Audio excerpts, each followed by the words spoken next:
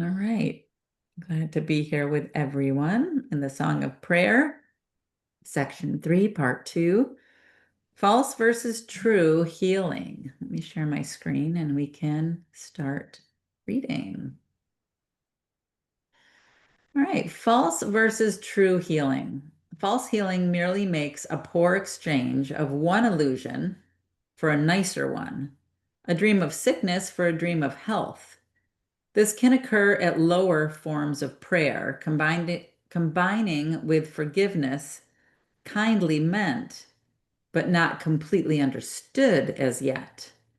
Only false healing can give way to fear, so sickness will be free to strike again. False healing can indeed remove a form of pain and sickness, but the cause remains and will not lack effects. The cause is still the wish to die and overcome the Christ. And with this wish is death a certainty, for prayer is answered. Yet there is a kind of seeming death that has a different source. It does not come because of hurtful thoughts and raging anger at the universe. It merely signifies the end has come for usefulness of body functioning. And so it is discarded as a choice, as one lays by a garment now outworn.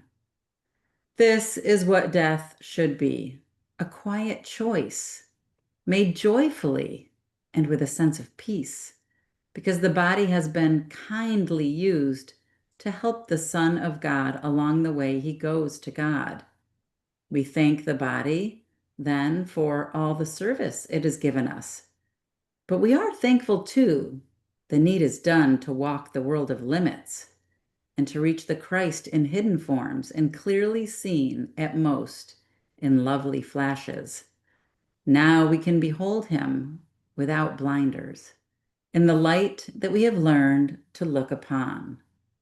We call it death, but it is liberty. It does not come in forms that seem to be thrust down in pain upon unwilling flesh, but as a gentle welcome to release. If there has been true healing, this can be the form in which death comes when it is time to rest a while from labor gladly done and gladly ended. Now we go in peace to freer air and gentler climate, where it is not hard to see the gifts we gave were saved for us. For Christ is clearer now, his vision more sustained in us, his voice, the word of God, more certainly our own. This gentle passage to a higher prayer, a kind forgiveness of the ways of earth, can only be received with thankfulness. Yet first, true healing must have come to bless the mind with loving pardon for the sins it dreamed about and laid upon the world. Now are its dreams dispelled in quiet rest. Now its forgiveness comes to heal the world and it is ready to depart in peace, the journey over and the lessons learned. This is not death according to the world, for death is cruel in its frightened eyes and takes the form of punishment for sin. How could it be a blessing then? How could it be welcome when it must be feared? What healing has occurred in such a view of what is merely opening the gate to higher prayer and kindly justice done? Death is reward and not a punishment. But such a viewpoint must be fostered by the healing that the world cannot conceive. There is no partial healing. What but shifts illusions has done nothing. What is false cannot be partly true. If you are healed, your healing is complete. Forgiveness is the only gift you give and would receive. False healing rests upon the body's cure, leaving the cause of illness still unchanged, ready to strike again until it brings a cruel death in seeming victory. It can be held at bay a little while, and there can be brief respite as it waits to take its vengeance on the Son of God. Yet it cannot be overcome until all faith in it has been laid by and placed upon God's substitute for evil dreams, a world in which there is no veil of sin to keep it dark and comfortless. At last, the gate of heaven opens, and God's Son is free to enter in the home that stands ready to welcome him and was prepared before time was, and still but waits for him. That was beautiful. We are reading A Course in Miracles supplement, the Song of Prayer, the healing section, part 3 in the Song of Prayer, and section 2, false versus true healing. And welcome, Greta. I see you have joined today. This is the last part of A Course in Miracles, and we'll be starting from the beginning probably next week. So it's great to have you here. You can feel free to unmute if you'd like to join in, but there is no pressure to do that. You're welcome just to listen and be a part of the group. Does anybody have any thoughts about what we just read? I had a question. It was paragraph 5, sentence 5. Death is reward and not a punishment. I just want to hear what people have to say about the kind of death that's being spoken of here.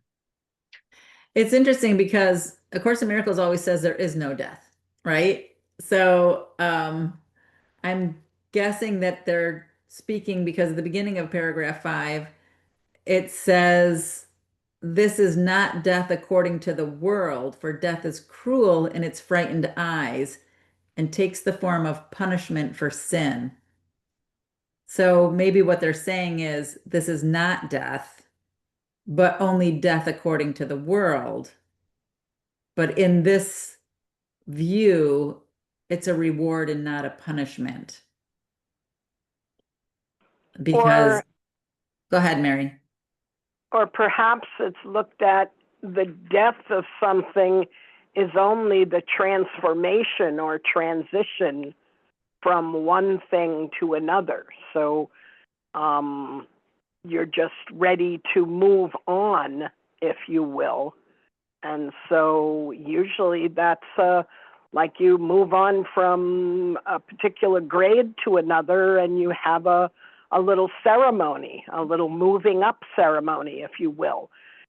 And we think of birth that way, but we somehow think of death as like this final ending of something rather than moving on to a whole new platform or level of experiences that we can have. So it's not a punishment, and the karma that quote unquote follows and all that stuff.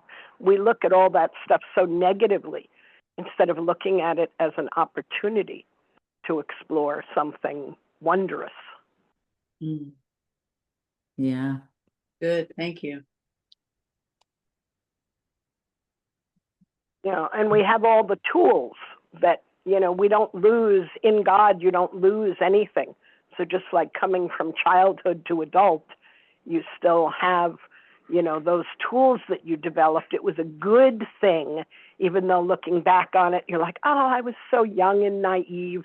But we say that with a smile on our face. It's like, and so there's the good in the next transition of what we have, how we've grown, you know, from here. It's always ever expanding.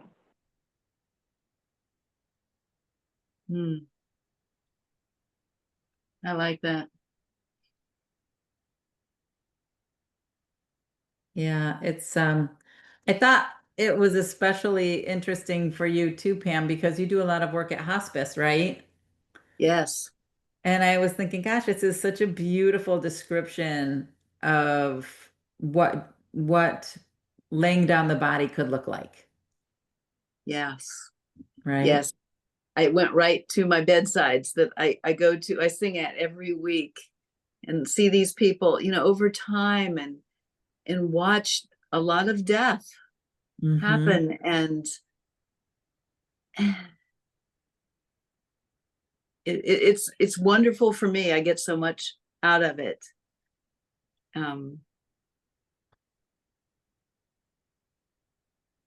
You know, I guess I'm just open to whatever there is there for me to learning. I know I'm in the right place.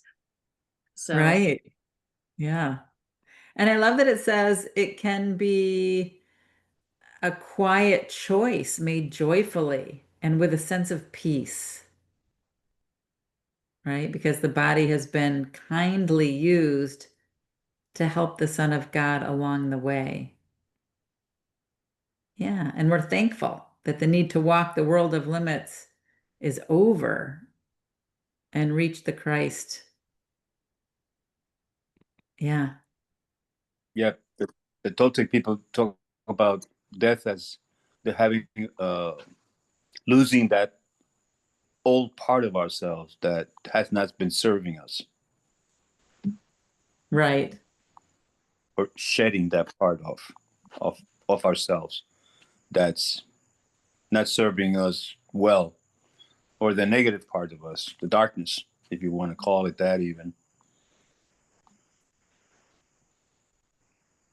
I don't know if I don't know if I'm coming across clear. Yeah, you are. Yeah. Okay. Yeah, that so we our lose that part body, of us. Death, that part of us dies off. We don't want it. We don't want it anymore. So it's like death. It's like leaving it behind. I was thinking about that too, also, Ernesto, when you were talking. Yeah, Yeah, sometimes I often when I go on those trips, yeah, people saying that I've died many times here before. And if you believe in reincarnation, then that's true also. yeah, death of the ego. Yeah. Yeah, So yeah, we come to have that experience. I guess that's the experience. exactly. Exactly. I like to look at my body as this trusted vehicle that's created accomplishments and goals to the best of its ability. And, you know, when it's time, hopefully I can just lay it aside with gratitude and ease. Yeah. I also like the part in this section about false versus true healing, right? How many times have you been healed from a sickness by, a pill or whatever, and then you got sick again, right? Because you didn't change the cause, so the effect still came. Yeah, so the false healing would be taking a pill or, even if someone was to do a healing on you, right? By sharing their love energy and helping you through a dark place. But if you don't do the inner work of being vigilant of your mind wandering and choosing to connect with the mind of love versus fear, the sickness is just going to come back. Maybe in the same form, maybe in another form. Yeah, interesting. That's how it works. I have this interesting situation. I love my general practitioner. He says, when you get old, you get lumpy. And so when they just like find things in me, and then I freak out, and then it turns out it's nothing. And so I have another one of these lumps that I'm like, why do I keep going, having this checked out? Just because they call it this, there's like part of me that doesn't identify with that lump. It's like, Right. not me. I have this appointment. Do I keep showing like, it's an early morning drive, and I kind of weigh, and yeah, it kind of makes sense to keep track of stuff. Right. But it's just interesting to watch how my mind looks at it. And I will go. I have an appointment Thursday. I've been going like every 6 months or however often they make me do it. I can't keep track because I don't worry about it. I just Yeah. expect it to be disappeared. One time the lump was smaller, and I'm like, yeah. And There then you I go. expected it to be gone completely, but it's just, I don't know. It just Yeah. stays the way it is, and that I'm fine. Yeah. Yeah. That's so interesting. All right. Shall we keep going to the separation versus union? Or do we have more to talk about with this false healing? False versus true healing. All right, let's keep going. Let's keep going. Separation versus union. False healing heals the body in a part, but never as a whole. Its separate goals become quite clear in this, for it has not removed the curse of sin that lies on it. Therefore, it still deceives. Nor is it made by one who understands the other is exactly like himself. For it is this that makes true healing possible. When false, there is some power that another has, not equally bestowed on both as one. Here is the separation shown, and here the meaning of true healing has been lost, and idols have arisen to obscure the unity that is the Son of God. Healing the separate may seem to be a strange idea, and yet it can be said of any form of healing that it is based on inequality of any kind. These forms may heal the body, and indeed are generally limited to this. Someone knows better, has been better trained, or is perhaps more talented and wise. Therefore, he can give healing to the one who stands beneath him in his patronage. The healing of the body can be done by this because in dreams, equality cannot be permanent. The shifts and change are what the dream is made of. To be healed appears to be to find a wiser one who, by his arts and learning, will succeed. Someone knows better the magic phrase by which the body seems to be the aim of healing as the world conceives of it. And to this wiser one, another goes to profit by his learning and his skill, to find in him the remedy for pain. How can that be? True healing cannot come from inequality, assumed and then accepted as the truth, and used to help restore the wounded and to calm the mind that suffers from the agony of doubt. Is there a role for healing, then, that one can use to offer help for someone else? In arrogance, the answer must be no. But in humility, there is indeed a place for helpers. It is like the role that helps in prayer and lets forgiveness be what it is meant to be. You do not make yourself the bearer of the special gift that brings the healing. You but recognize your oneness with the one who calls for help.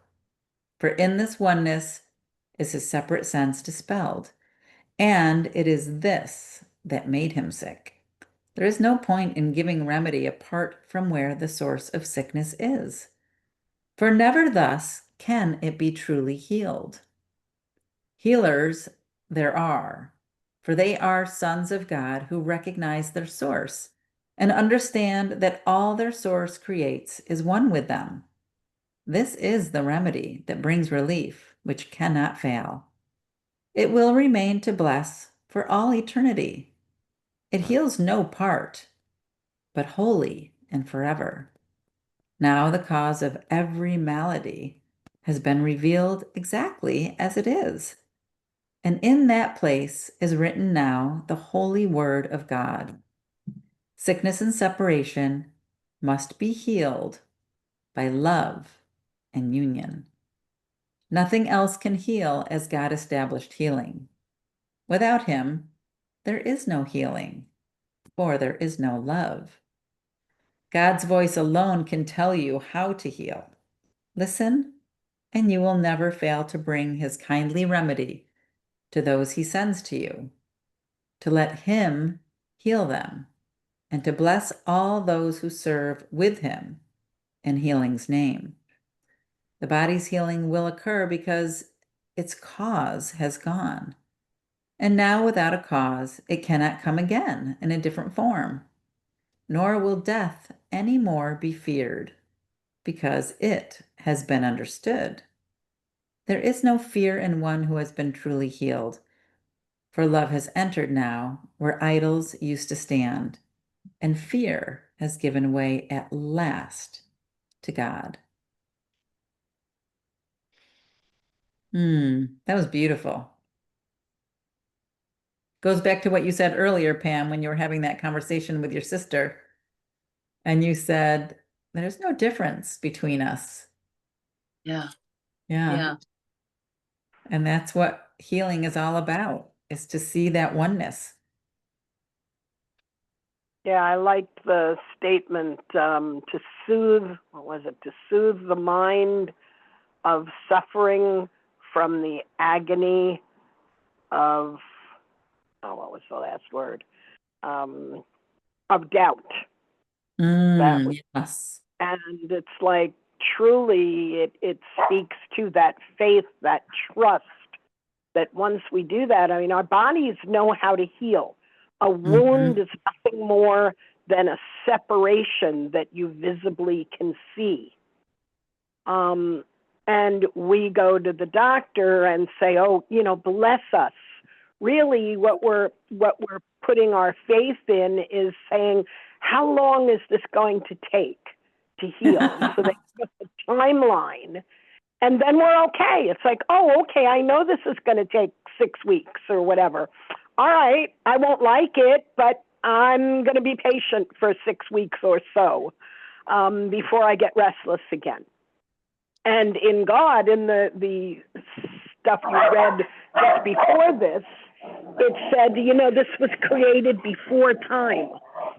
So when we know that, when we step out of time and just know that the body, the mind, everything is geared towards completeness, towards wholeness, then we naturally step out of the way, allow it to do what it naturally does, and know that we just set it free, because then it naturally will occur. So when you have faith in that and you can step out of time, then you're not counting every day going, oh my God, which is kind of what we do when we go to the doctor. We stop counting those first 6 weeks or whatever until we get close, and then we get antsy again. It's like, is it healed? Maybe I could have healed it. Maybe it can heal in 4 weeks or whatever. But we relax for the first few. And so it's that kind of faith, if you will, just to be relaxed in knowing that ultimately in God, we're already healed. And so we don't have to wait for it in the manifestation. It will happen. So I love that you use that word patience when you were talking about going to the doctors, because I immediately thought, oh, that's what the word patient means. Like, you're a patient of the doctor because you have to have patience for your healing.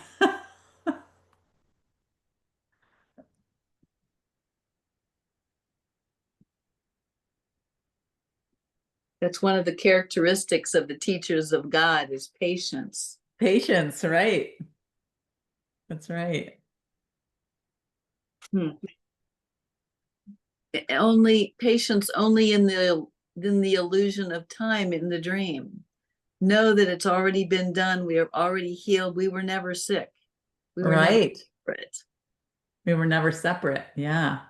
And the separation is what causes the sickness. And like you said, Mary, I love too that, I think you said it, when you cut yourself, it's a separation. It's a separation in your skin, right? Or if you break your bone, it's a separation in your bone. So again, it goes back to the separation. yeah, that's how I've started to see all sickness, that, kind of made sense to me to be able to use that as an example. We can just see that it's separated, and the body knows how to rejoin it. because the body operates in wholeness. So it's only when we interfere with that process that it can't manage it.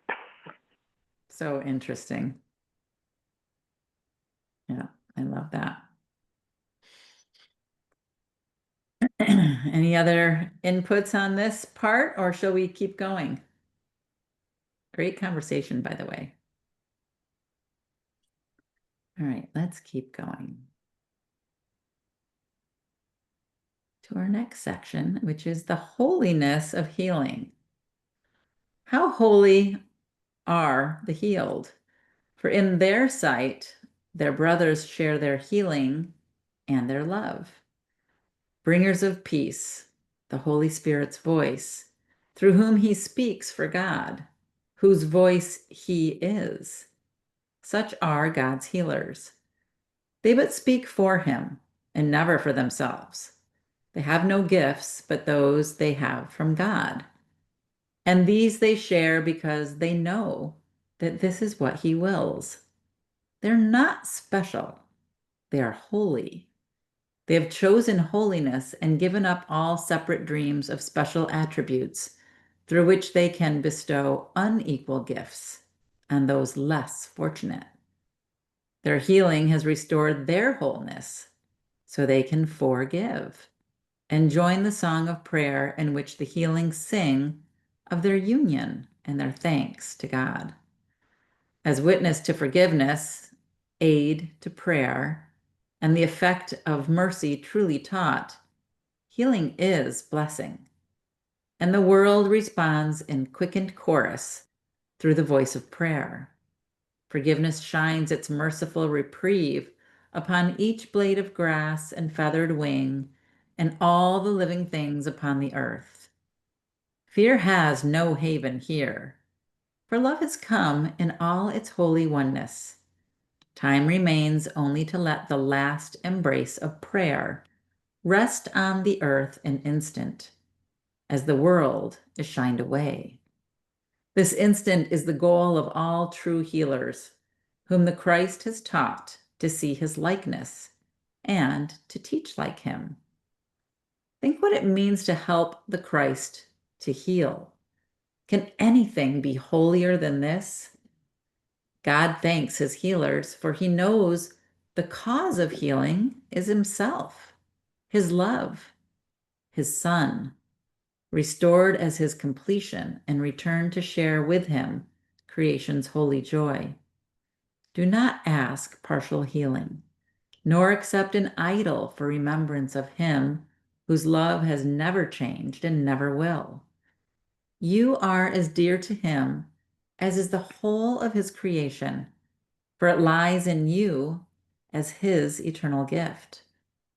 What need have you for shifting dreams within a sorry world? Do not forget the gratitude of God. Do not forget the holy grace of prayer. Do not forget forgiveness of God's Son. You first forgive, then pray, and you are healed.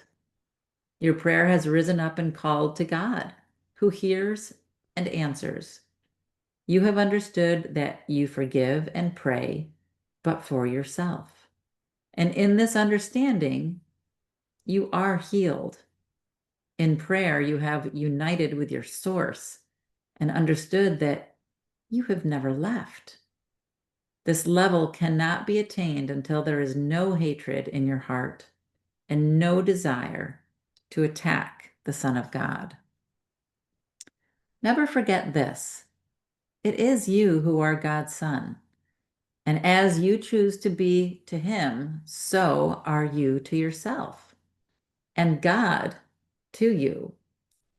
Nor will your judgment fail to reach to God, for you will give the role to him you see in his creation.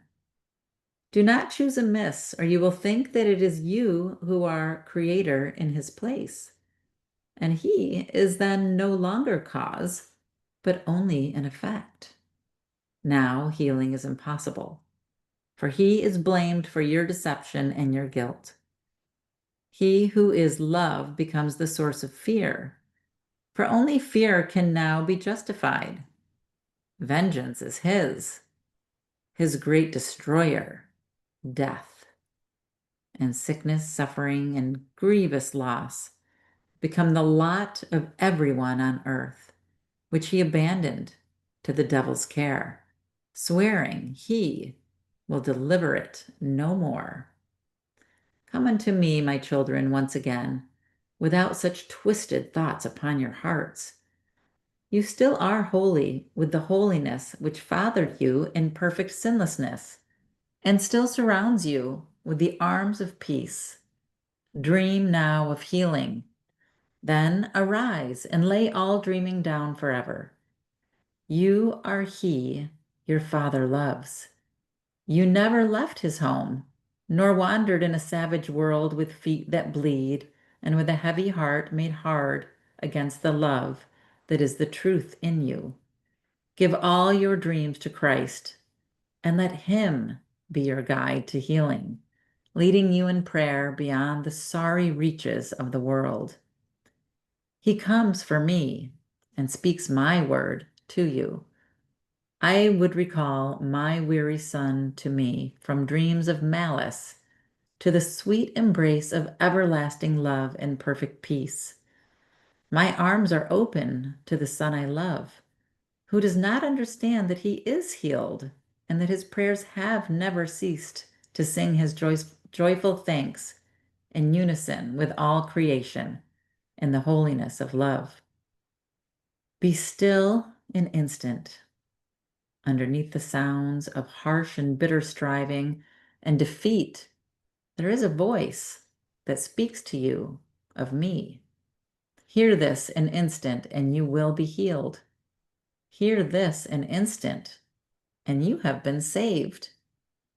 Help me to wake my children from the dream of retribution and a little life beset with fear that ends so soon it might as well have never been. Let me instead remind you of eternity, in which your joy grows greater as your love extends along with mine, beyond infinity, where time and distance have no meaning.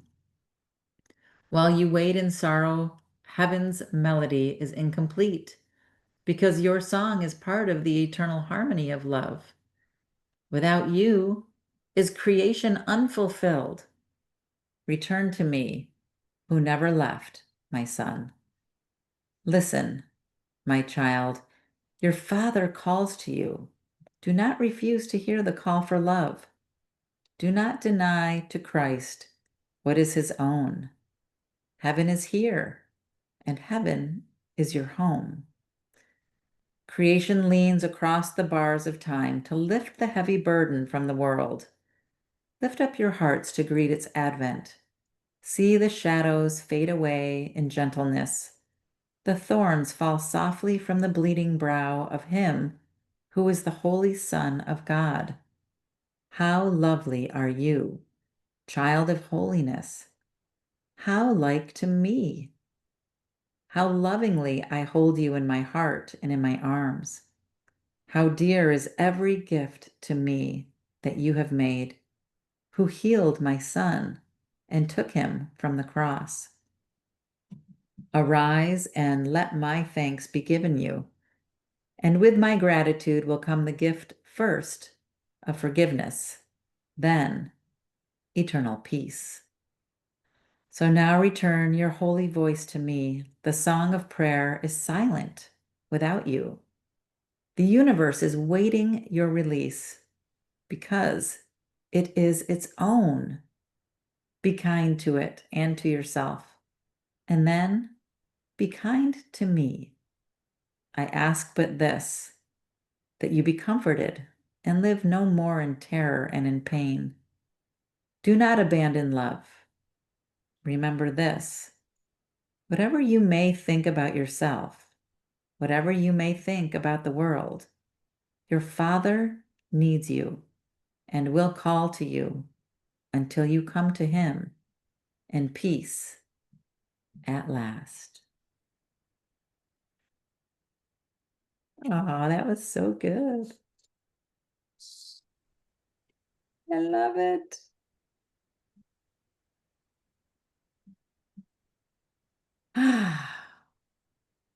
Just thought when we talked about healing and we're like waiting for the body to catch up to that healing. And I was thinking about when Jesus healed people, you think of it as being instantaneous and 100%. And I'm thinking, well, maybe it didn't really actually happen that way exactly.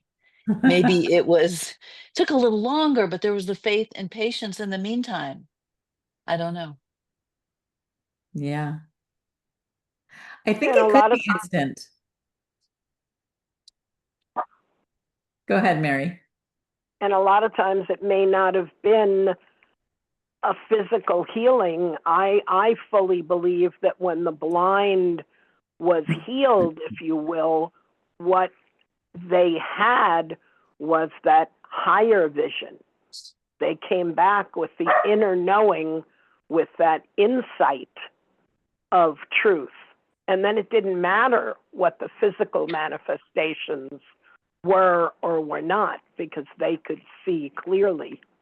At least And that's maybe how I view my own healing. I no longer, really lament the fact that I'm blind, although I wouldn't mind being able to drive, but I'm not willing to to be sad the rest of my life because of it. I no longer feel lesser because of it, because I've been, given the gift of true sight, if you will. yeah, that's great, Beautiful. Mary. And I was thinking too, as you were speaking, Mary, that maybe when he spoke of the blind could see, maybe he wasn't talking about people who were technically blind. Maybe he was talking about all of us who have the eyesight, but we don't have true vision. So maybe he was talking about giving the true vision to people who were not using true vision. But yeah, great point. Yeah, agreed. It's like, the dead will rise, or let the dead bury their dead. Um, you know, everybody's not actually physically dead, but they were sort of dead in spirit, if you will, or still Right. ignorant of truth. Mm. Yeah, good point. Good point. Wow. So, people, we finished it. The whole book. The whole book. And we will be starting again from the beginning next week. So exciting to start again. But it's always so nice to like not have to rush to get to the beginning again and just kind of feel like, wow, we did a lot, right? There was a lot in here to really pay attention to and let it sink in and really thank yourselves for showing up and doing the work every day, right? The practice.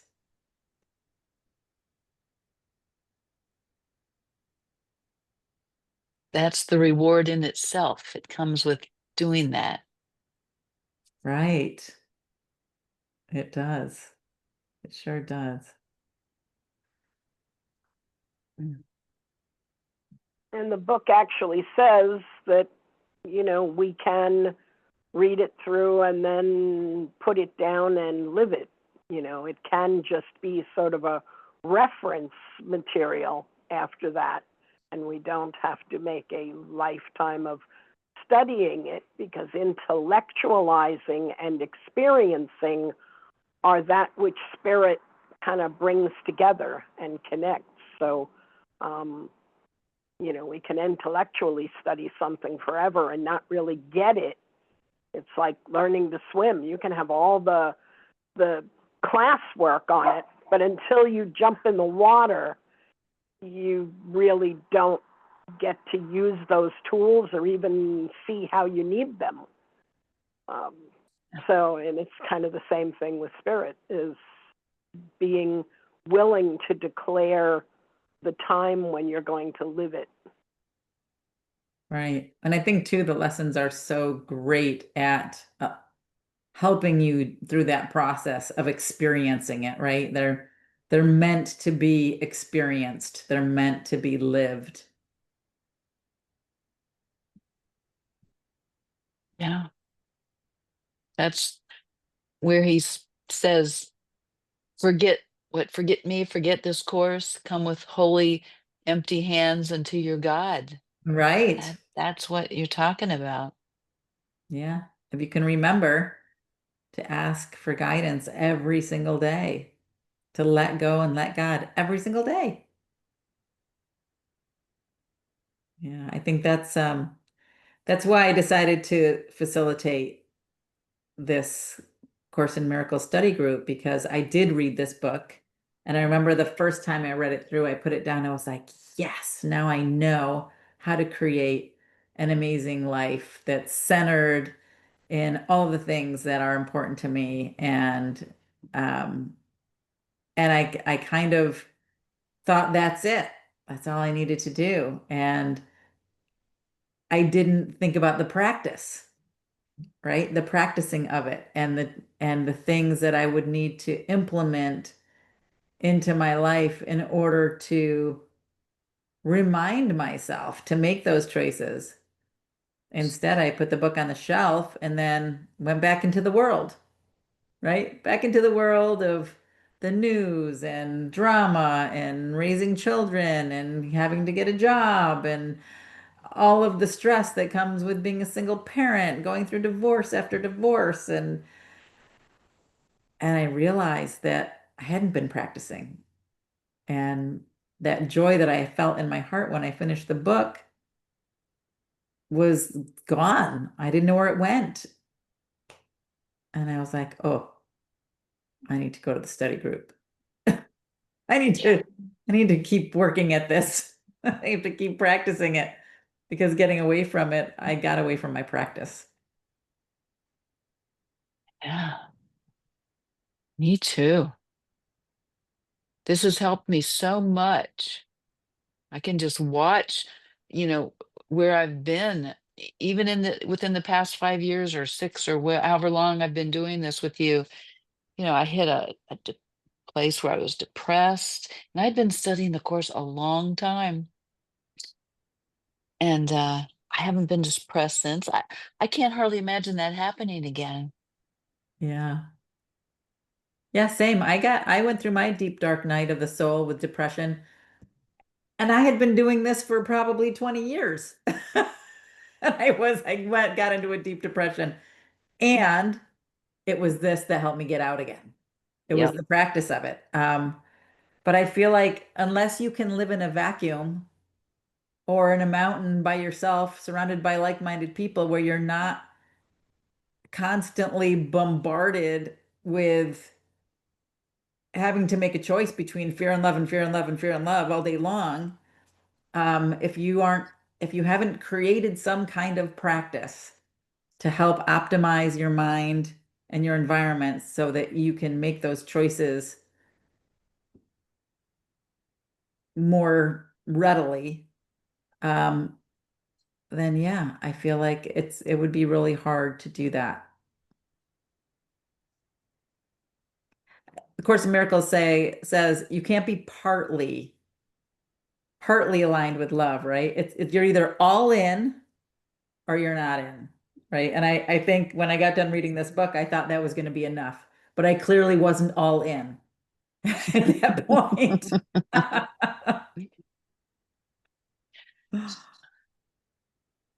Yeah. So how long have you been doing the course, Pam? I'm bad in math. You'd have to help me. I started when I was maybe 26, and Okay. I'm 71. Oh, How many years is that?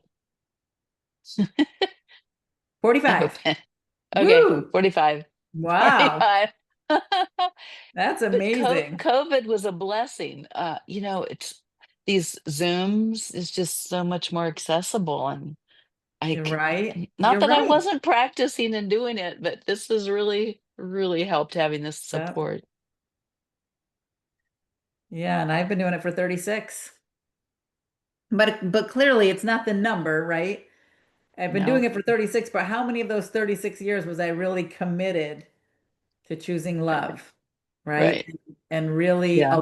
aligned with source, God, love, the Holy Spirit, right? And I think just recently I've become comfortable actually calling on Jesus, right? Because that was also a word that was like, yee, people would throw it around and be like, that's not me, right? But I had to become comfortable with that and really understand and figure out what that was, that Jesus person. So yeah, yeah. Anybody else want to share their journey of A Course in Miracles since we're at the end of the book? Every time I say that, I think of that. There was this book that I read to my kids when they were little. It was the monster at the end of the book, and it was Cookie Monster from Sesame Street. And I just I remember that book like it's at the end of the book, and you turn that page. Is it over yet? No, it's not. Don't read anymore. Don't go any further. Oh, yeah. Cynthia, how long have you been doing A Course? So I started, my daughter was almost 3. She's going to be 19 now. So Hmm. 15 years or so.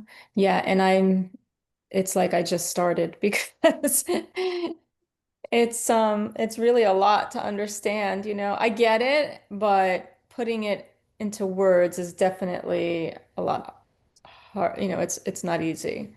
Um, Yeah.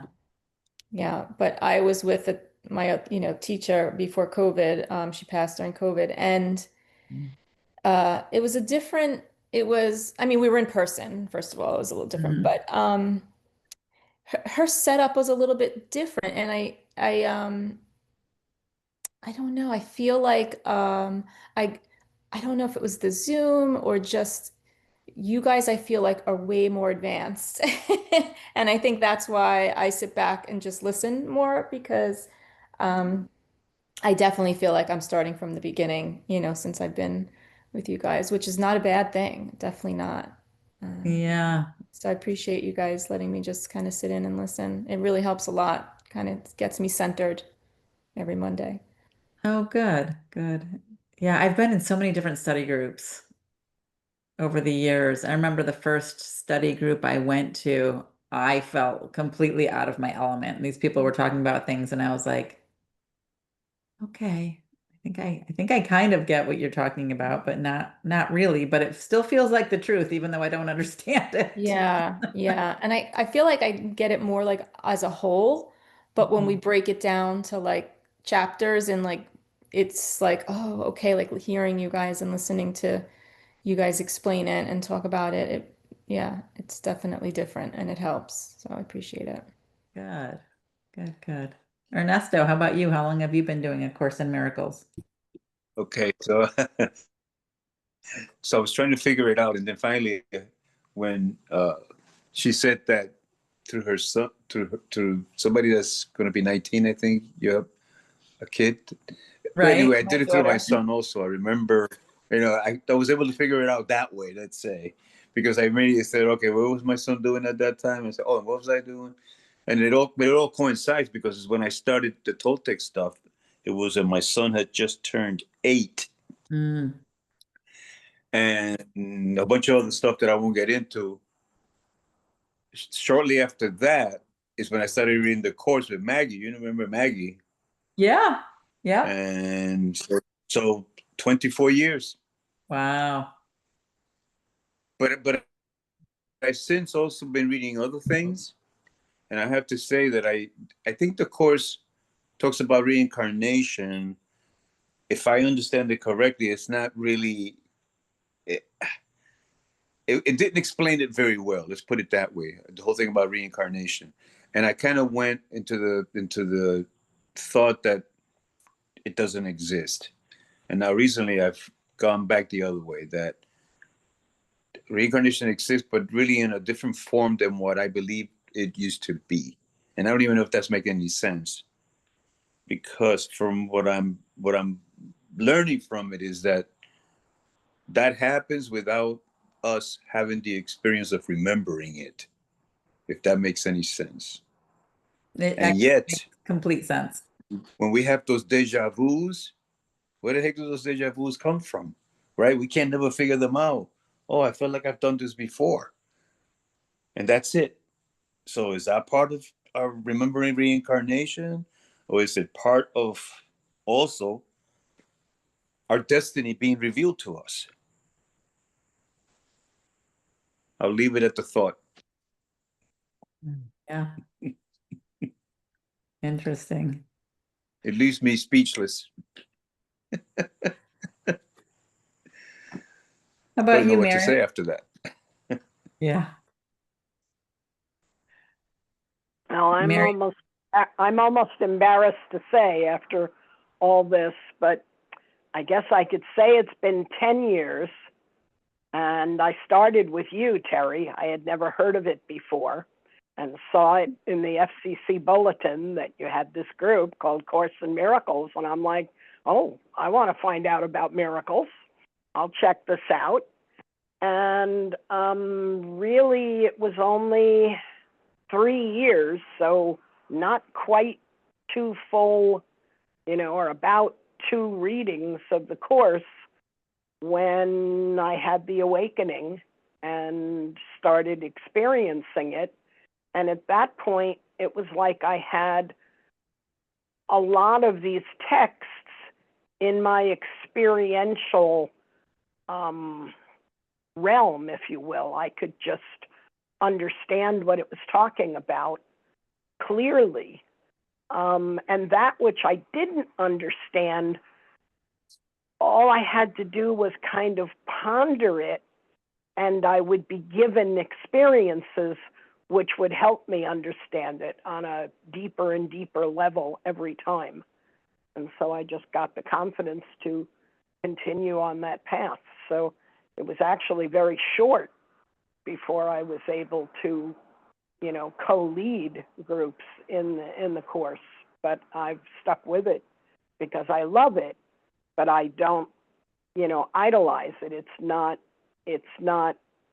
a substitute for God. It is just, in fact, one of those fingers that points, and I've just followed where it pointed. It's amazing. I love that, Mary. Yeah.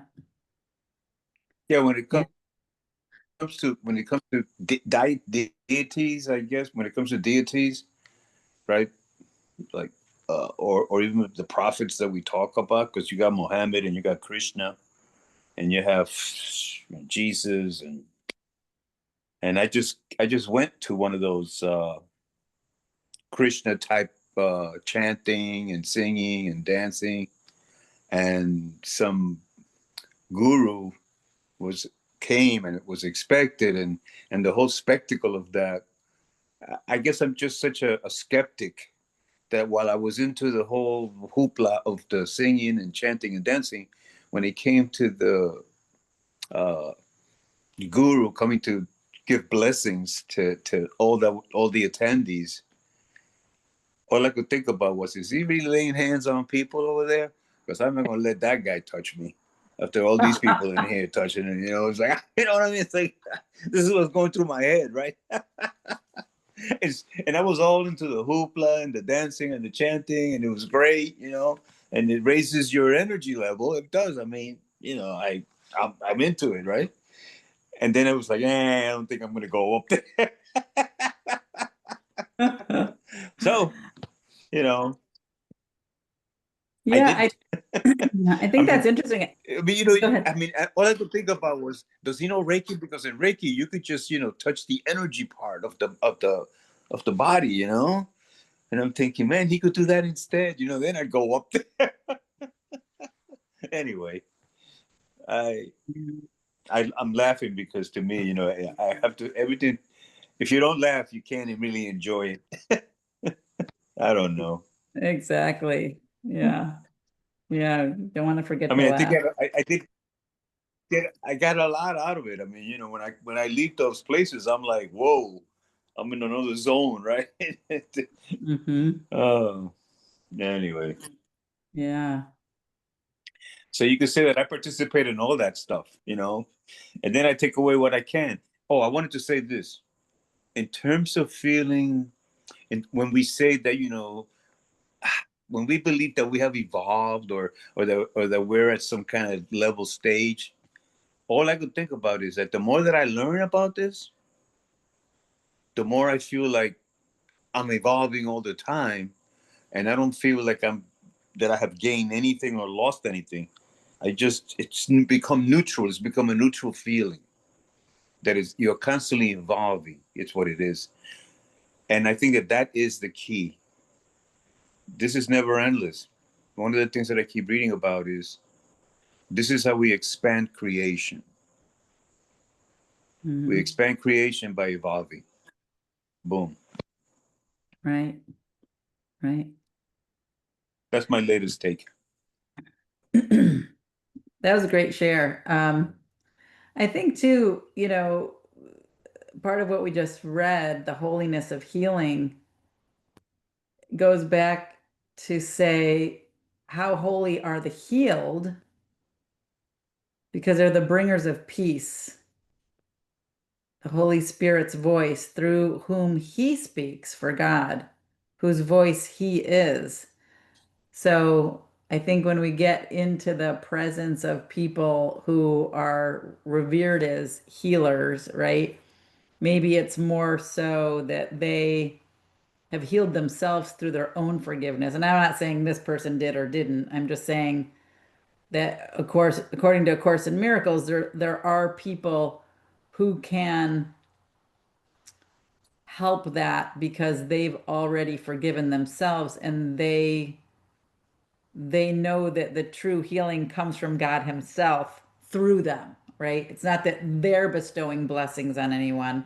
It's that they are becoming a channel for God's love to come through them because they've offered themselves as a vessel for that, which I think is pretty cool, right? You first Yeah. forgive, then pray, and you're healed. Yeah. Yeah. I mean, I understand that, and a lot of people kind of I need this, but I also feel that since I've learned that we are all God, Right. that we are capable of doing it to ourselves as well. Totally. Yeah. Yeah, Yeah, totally. and you know, like I said, I participate in it. You know, I go in there and I enjoy it, but I mean, and it's like that when it's happening now. Sometimes when I'm reading the course with the group, anytime I go into any kind of event like that, it's almost like a different energy just seems to come up. And some of these people are in that energy all the time. Yeah, That's what I've noticed. right. Yeah. Yeah, I went to a John of God at the Omega Institute, and that was really Yeah. something. I didn't go in there like wanting to be around a guru. I went in kind of like saying, "What is this? I want to see what this is. I want to check this out," you That's know? right. And I walked in and you could feel the buzz in the air. There was a Oh buzzing yeah. of the frequency was so high. And it was pretty amazing. I have to say, Yeah. I had quite an interesting, amazing experience. Yeah. Yeah. I mean, look, when I've been to the Toltec stuff, Don Miguel definitely has this aura about him. I mean, Hmm. it's evident, but he Right. doesn't. He's not worshipped like any guru or anything like that. You know. Right. I mean, so Yeah. it's a little different than that. You know, it's a little different than that whole hoopla thing, but the energy is definitely there. Yeah. And I don't in this culture you don't have it, or at least I've never seen it in this culture. But like in the culture that I grew up in Puerto Rico, anytime we were saying goodbye from the elders, we would ask for their blessings. Échame Mm. la bendición in Spanish. And recently, I went to a get together, July 4th get together with a bunch of Hispanics people, And the elders were people like, we're the elders now, right? The people that are in the 60s, 70s, 80s are the elders. And their children were doing that still when they were Mm. leaving, because it was a big get together. And they were saying that, échame la bendición. And I heard that for the first time in so long, because I've lost that. I'm no longer participating in that kind of, because I'm culturally changed here. So I don't know. I thought I had that extra thing in there. It just came to my head. Yeah, Yeah, to that's get the interesting. blessing. So, getting blessings is something that, it's just a ritual. It's a ritual. So, yeah. Does anybody go ahead? Are you finished, Ernesto? I didn't want to interrupt you. Yes, I'm finished. I'm sorry. Yeah. No, no, you're good. You're good. I didn't mean to overtalk. I just wanted to ask anybody if anybody had anything else they wanted to share since we're finished with the book for now until next week when we start again.